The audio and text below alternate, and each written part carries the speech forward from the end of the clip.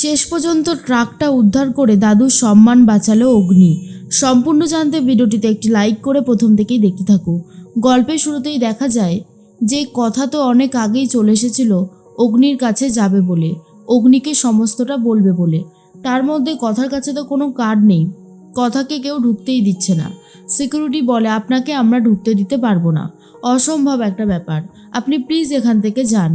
তখনই কথা বলে আমার খুব দরকারি কথা আছে, প্লিজ আমাকে যেতে দিন। কিন্তু সিকিউরিটিরা কোনোভাবেই অ্যালাউ করে না। তার মধ্যেই কথা বুঝতে পারে না কি করে ভেতরে ঢুকবে। এর মাঝখানেই একজন বয়স্ক মহিলা এসেছিল অগ্নির শো দেখবে বলে। সে তো মাথা ঘুরে সেখানেই পড়ে যায় আর নিঃশ্বাস নিতে অসুবিধা হয়, শ্বাসকষ্ট হতে থাকে। কথা তখন বলে মাসি, মাসি তোমার কি হলো? এক্ষুনি কর্পূর লাগবে, কর্পূর ছাড়া আমি ওনাকে ঠিক করতে পারবো না। আপনারা সবাই ওনার কাছে থাকুন, আমি একটু কর্পূরের ব্যবস্থা করে আসছি। এরপর কথা ভাবে বাড়িতেও তো দাদু অসুস্থ, দাদুকে তো কথা দিয়েছিলাম, কিন্তু এখন আমি কি করি? আগে এই মানুষটাকে সুস্থ করতে হবে, এই মানুষটার অবস্থা একদমই ভালো না। এর মধ্যেই একজনকে জিজ্ঞেস করে আচ্ছা দাদা, এখানে কোনো দোকান আছে মুদিখানার? তখন সেই লোকটা বলে না ম্যাডাম, যাও ছিল তাও এত রাতে বন্ধ হয়ে গেছে। কথা তখন বলে কি করব এখন? পাশেই ঘন্টার আওয়াজ পাওয়া যাচ্ছে না, পাশেই তো মনে হচ্ছে মন্দির আছে। এরপর একটা মন্দিরে গিয়ে বলে ঠাকুরমশাই আমাকে একটু সাহায্য করুন না, আমাকে একটু দেশি কর্পূর দিন না। তখন ঠাকুরমশাই বলে মগের মূল্য নাকি জানেন যে এই কর্পূরের দাম কত?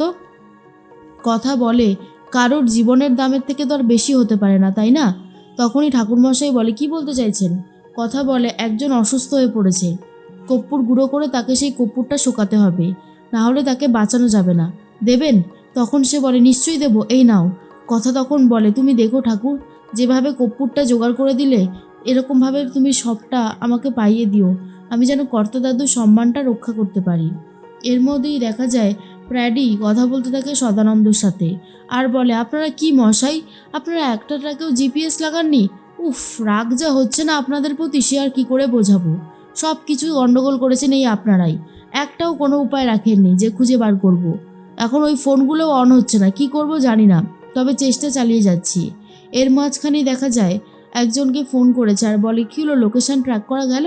তখন সেই লোকটা বলে না স্যার, ফোন দুটো এখনও অন করেনি, আমরা চেষ্টা করে যাচ্ছি। তখনই ব্র্যাডি বলে যে এই মুহূর্তে অন হবে আমাদের কিন্তু বলবেন অবশ্যই। তখন সেই লোকটা বলে নিশ্চয়ই নিশ্চয়ই, ফোন তো কেটে দেয়। এর মধ্যেই তখনই অগ্নির বাবাকে ফোন করেছে ক্যাম্প থেকে আর বলে যখন এই দায়িত্বটা পালন করতে পারবেনই না তখন কেন বলুন তো দায়িত্বটা নিতে গেলেন? আপনাদের জন্য হাজার হাজার মানুষ এখানে ভিড় করছে, কি করব আমরা? কোথা থেকে এত কম সময়ের মধ্যে ওষুধের ব্যবস্থা করব? অগ্নির বাবা তখন বলে বিশ্বাস করুন, আমরা যদি জানতাম এমন কিছু হবে তাহলে কি আমরা আপনাদেরকে বলতাম না? ট্রাক আমরা অনেকক্ষণ আগেই পাঠিয়ে দিয়েছি, সেটা কোথায় গেল, কি করে গেল, কেন পৌঁছলো না, আমরা সত্যিই বুঝতে পারছি না।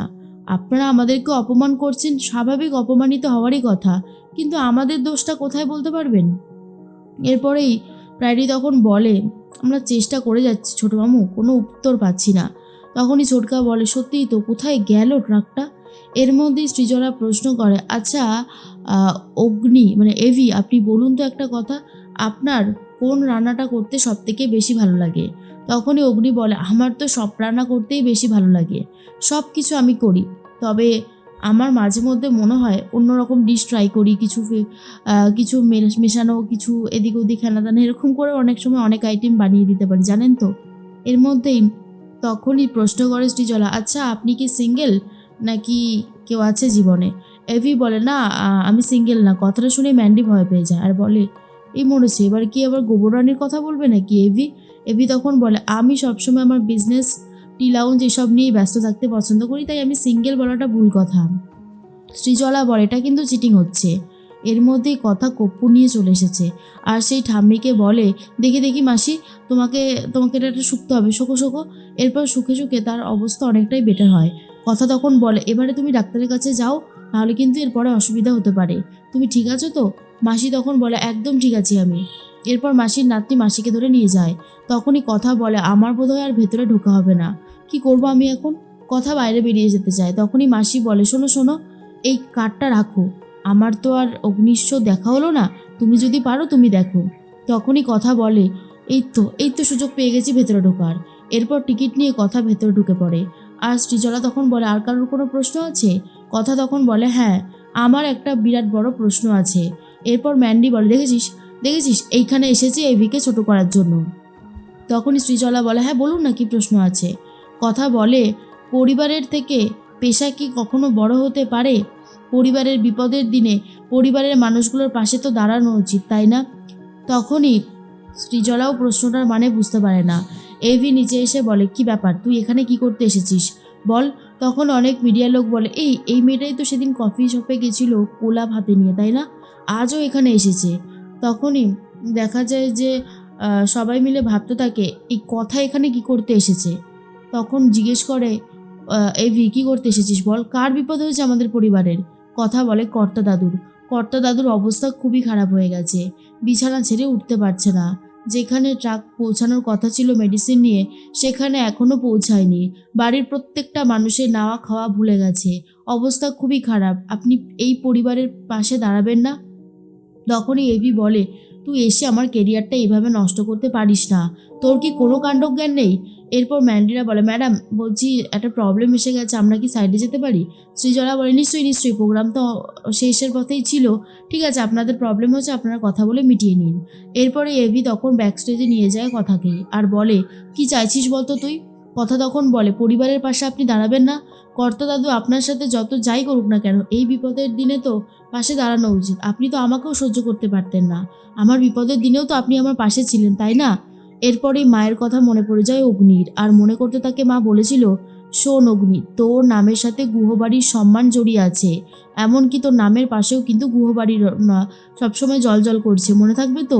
পরিবারের বিপদের দিনে পরিবারের পাশে দাঁড়াতে হয় বাবা, তাহলেই জীবনে বড় হওয়া যায়।